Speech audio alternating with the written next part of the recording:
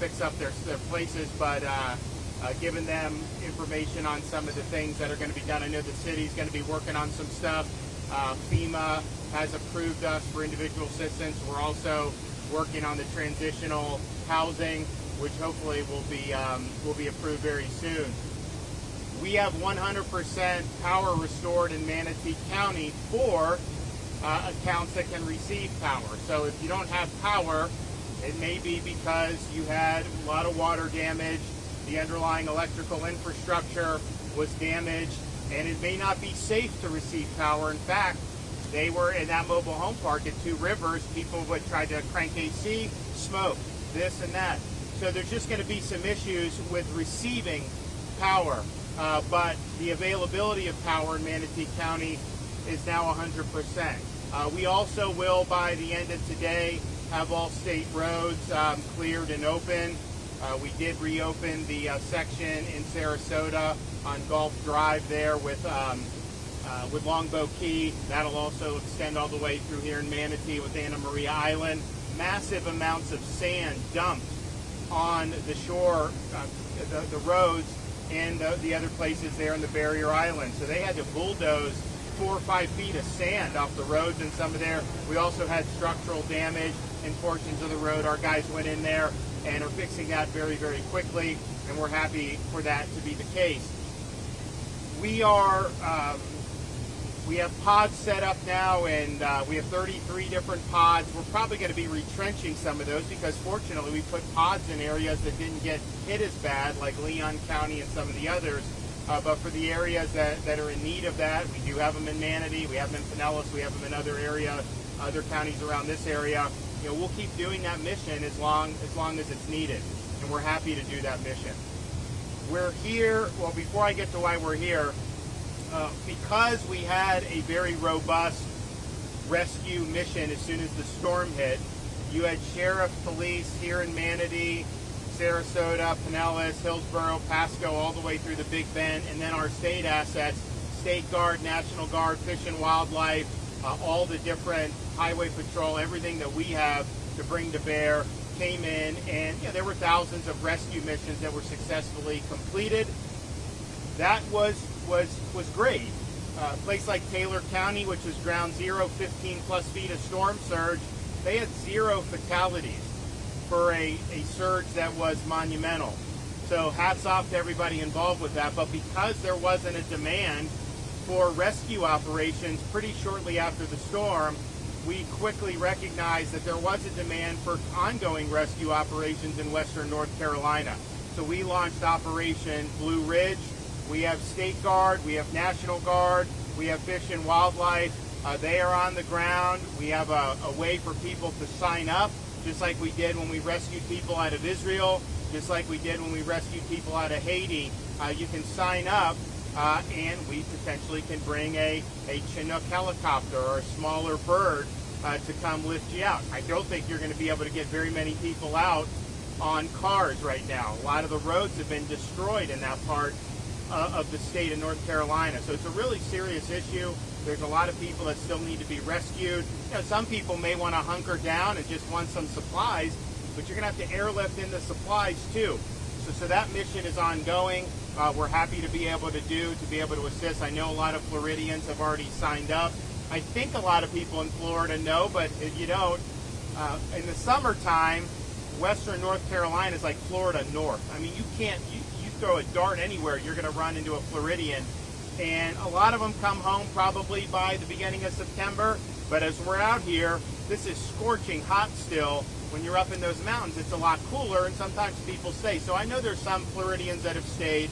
So we're conscious of that, and we want to be helpful for them to be able to bring them to safety. And it's just going to be like we did in Israel.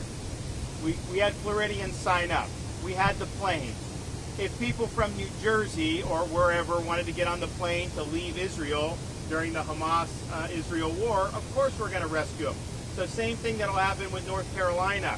We have some Floridians sign up. You go. If there's other residents, if they're North Carolinians or wherever, of course we're going to let you get on the helicopter and bring you to safety. So our folks are working there. We do got guys on the ground in that part of the state already. helping. You know, when you land a helicopter, you got to have an LZ. You got to have a place to land it.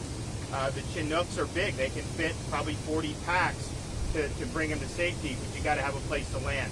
So we're working through all that, and very much want to be involved in that mission. And again, these are rescue assets that are not being used in Florida, partially because we had such a robust response immediately after the storm. Now we're here in Manatee at the hospital, partially to highlight that, you know, there are things we can do to help mitigate the effects of a major storm and weather event. And so we were saying days before the storm, we had all these flood protection devices, they call them tiger dams, that we wanted to deploy at the request of local communities. And so Manatee reached out to us about bringing some stuff here in areas that had been prone to flood. You look, there's nice water right there. I mean, it's a beautiful, beautiful view, but when you have surge, you're going to end up getting it here. So I think they requested it, and 3 hours later, it was here. And actually, they had to figure out exactly where they wanted it, and so they were able to put it up. But the result is, and you can see how they were stacking this, the result is where those tiger dams were placed around this hospital, there was not any water damage. So this worked. We also did it at one of the fire stations in Tampa, and it worked there with no water damage. And so I think this is something that not only can be applied to critical infrastructure and things like hospitals and first responders, but it could be used in residential communities. I mean, if you had the tiger dams in some of these areas that were low-lying, like we were in Pasco right on the water, you know, the water went up 3-4 feet. You have the tiger dam and you don't get any intrusion into your home, or very minimal. That is a huge, huge difference. So I appreciate the folks that helped make this happen. It has been effective. Anywhere it was done was basically effective. We know, look, we don't know if we're going to get any more storms this season. There's some stuff brewing right now. There's nothing definitive. We thought maybe it would form. It hasn't formed. It kind of got pushed back, I guess, 24 hours to where maybe it doesn't impact Florida at all. Maybe it doesn't form at all, but maybe it does. So we'll be ready for that, but we do want to make sure people know that we have an ability to mitigate some of the effects of these. And look, this was a big surge.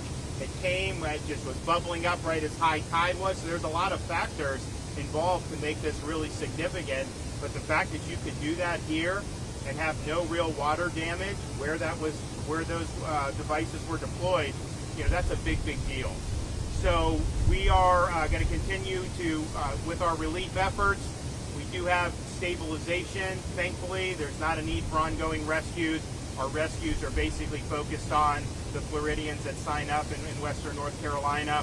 But we're also watching the weather, and if we have to do preparations for another storm, we hope not. We hope not. People are saying prayers, pray that we don't have to do that. But if we have to, we'll be ready to get that job done. Okay, Kevin Guthrie, do you want to come up?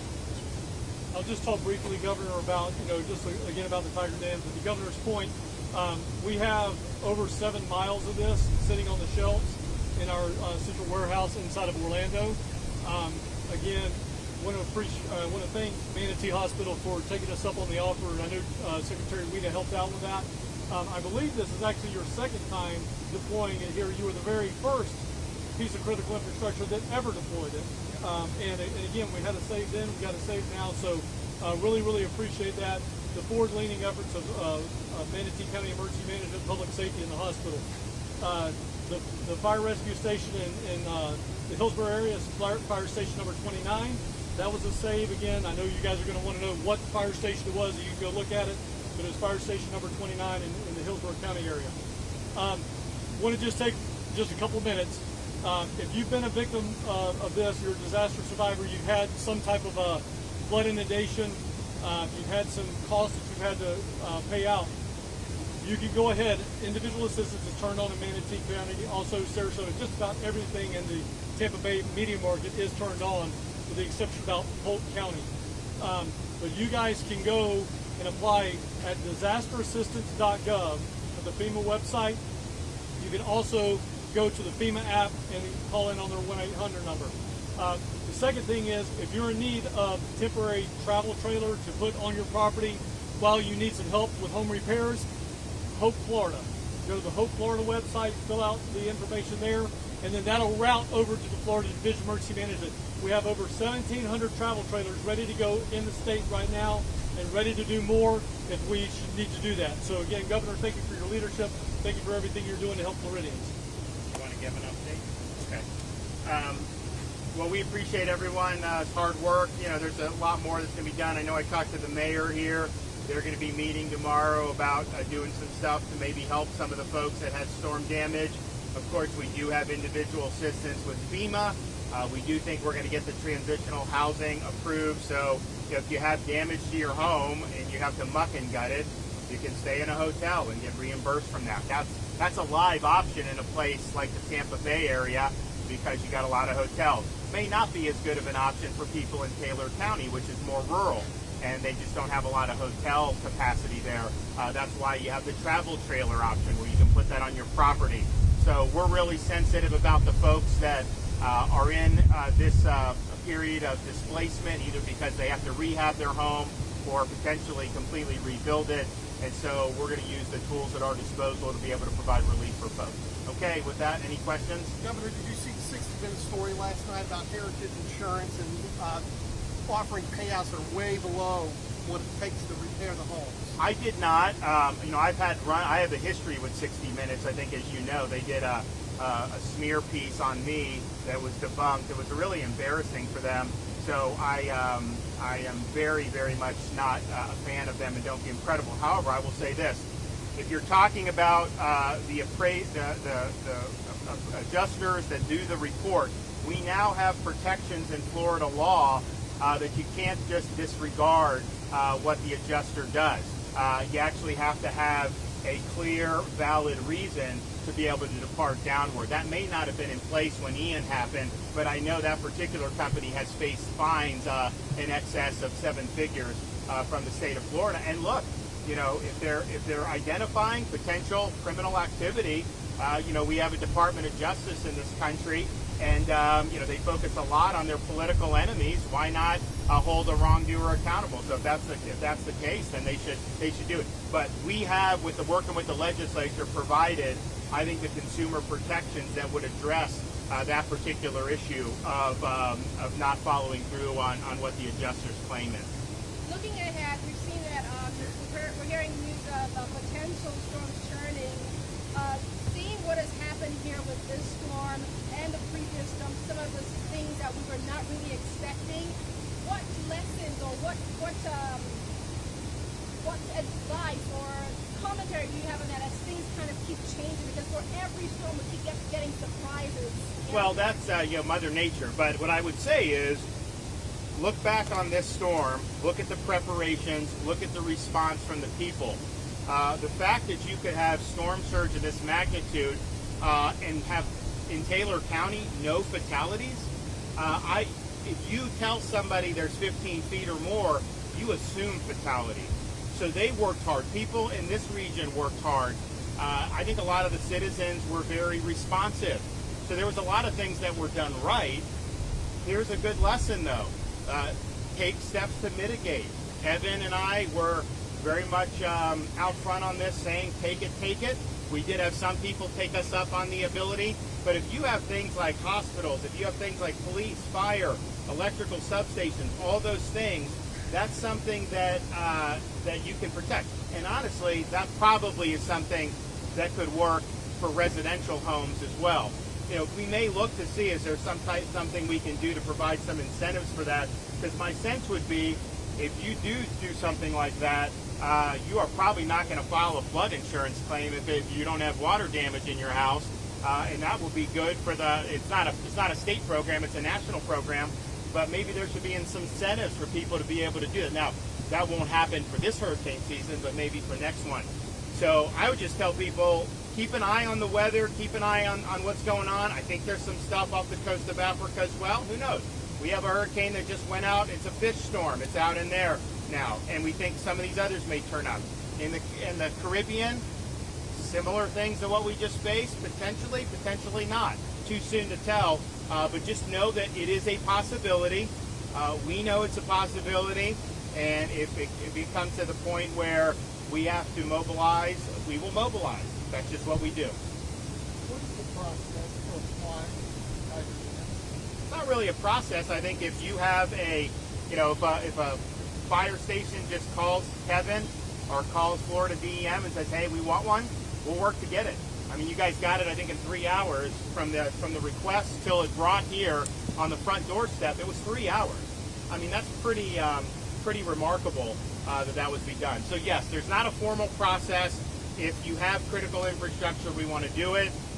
We are also, and I don't know if we'll be able to do it for this hurricane season, I do think at a minimum, we are talking about piloting something in maybe a low-lying residential area and seeing that how that would work around some of those homes. Because, we were just in Pasco County. I can tell you, if they had that, I don't think they would have had water damage in those homes. I don't know how much it would cost to outfit a house or put that in. Maybe it's cost prohibitive, although I kind of think it would be cost effective because you'd avoid so much more in damage. So these are things I think we're going to be thinking about, and if there's ways we can do, we do My Safe Florida Home. You make the hardening, you get a rebate, on the insurance, and that's fine. But this would be something where it would potentially preempt you from even having to file a claim, to preempt the damage entirely, and that's, I think, would be a good thing for everybody. So I think this shows a lot of promise. I think you're going to see a lot of use of this in the future. Governor, were you surprised at the extent of the impact, given how far away we are from the eye of the storm? Not completely, because if you look, the tide was rising as the storm was passing, and it was not a good set of circumstances. And it was a big storm. It wasn't as powerful as Michael or Ian or Andrew or some of the ones we've had in the past, but it was powerful and it was big. And I think that's the difference. Some of these storms are very small. Hurricane Michael was very small. Where it hit was devastating, but it didn't have the reach to be able to do. This storm, the wind stretched out hundreds of miles, and that churns up stuff here. Tampa Bay is very low lying. Anytime you do hurricane scenarios, you look at Tampa Bay and the surge as being potentially our worst case scenario just because of how vulnerable it is. There's so many areas that are vulnerable to storm surge here. Okay, thanks so much. We'll have more tomorrow. All right.